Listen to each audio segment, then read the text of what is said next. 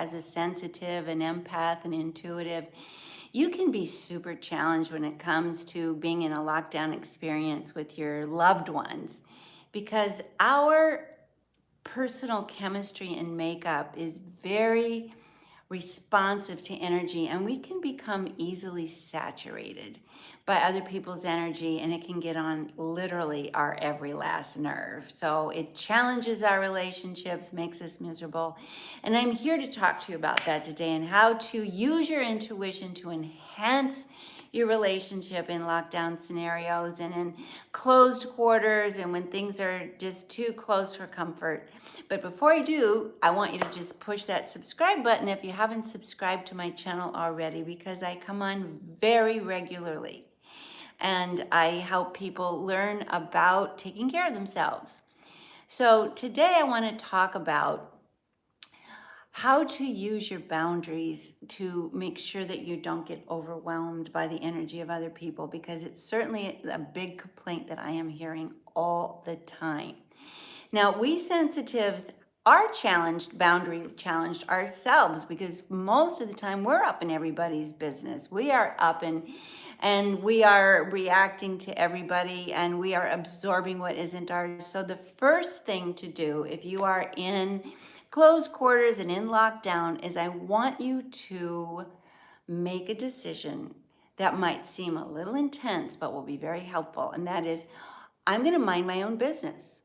And that means I'm not here to take care of everybody else. I'm not here to be enmeshed with everybody else. I'm not here to be managing and micromanaging and intercepting and overseeing everybody else.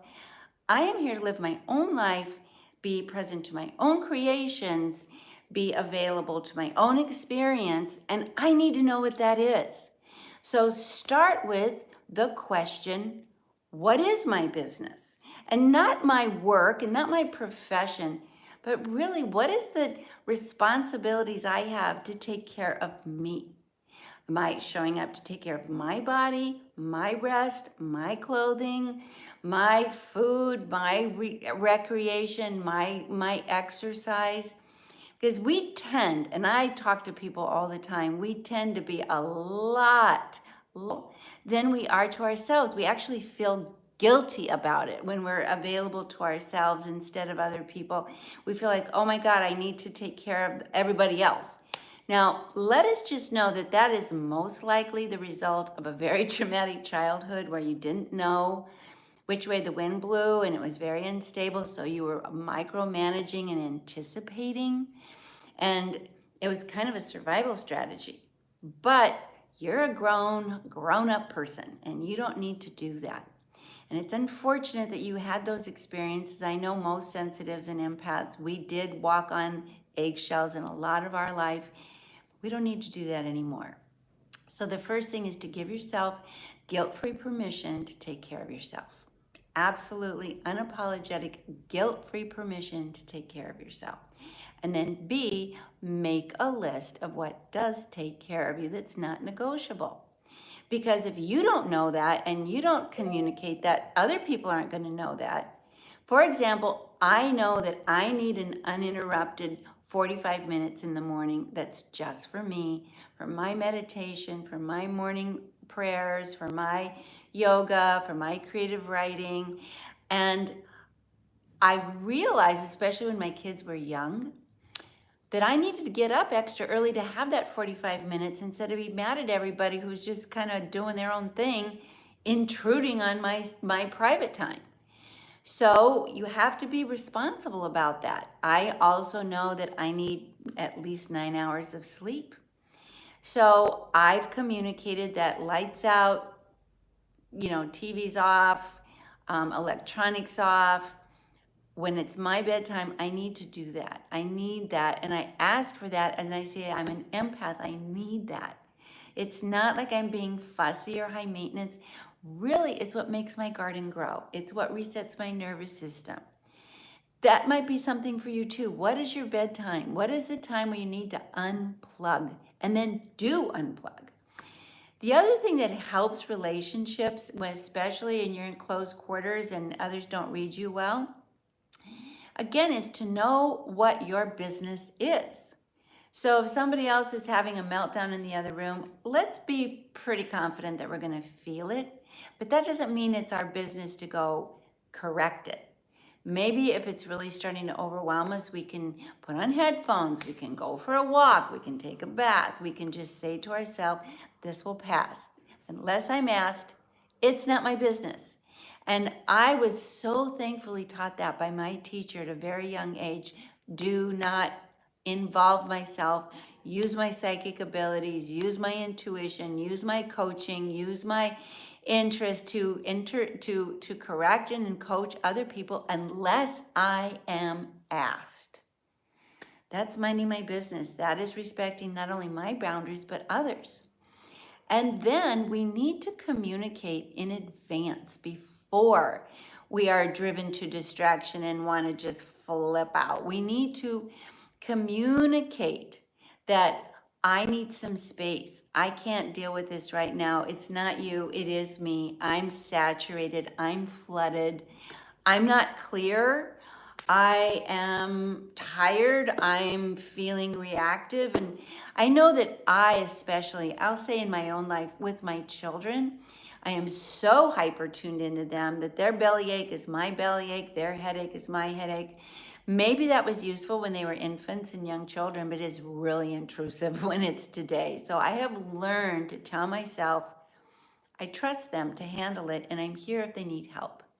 So trust the people in your life to handle their life, and don't impose how you think they should handle their lives. It's like, I trust you, and you can say that. If someone downloads on you and someone comes and floods you with their stress and upset, and especially in a close quarter situation, do say, you know what, I'm sorry you're going through this, and I trust your spirit will handle it. If you need my advice and you want my input, I'll give you it, but I trust your spirit will handle it. It goes a lot further than you should this and you should that. And then I want you to know that atmosphere itself can hold frequency. So open doors and windows, let the air out, open the curtains, smudge, burn a little bit of candles, a little bit of incense, and clear the space daily. Really, doesn't have to be for long. 15 minutes is adequate, but daily. And then clear your own energy daily by maybe taking a shower or an occasional Epsom salt bath, because that neutralizes the energy that is in your field. We're not just the physical body, we have a field, and that field holds energy, so we have to clear it. We have to clear the field. Another way to do that is to do some breathing exercises. I have one that I've taught in workshops that's called the breath of life, where you go, ha, ha, ha.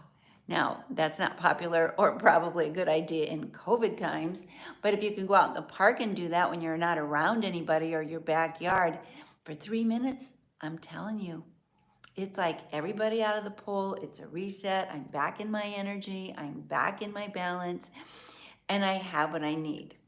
I also think that we sensitives are sound hyper aware, and we get flooded with sound.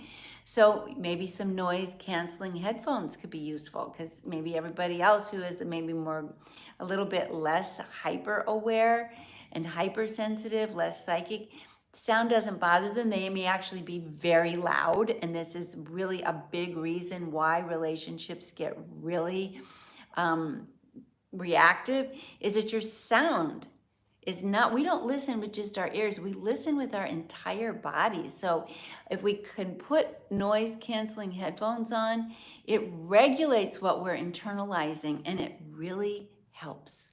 So think of, again, this isn't an indulgence, this is a necessity for me. This is really essential for my well-being.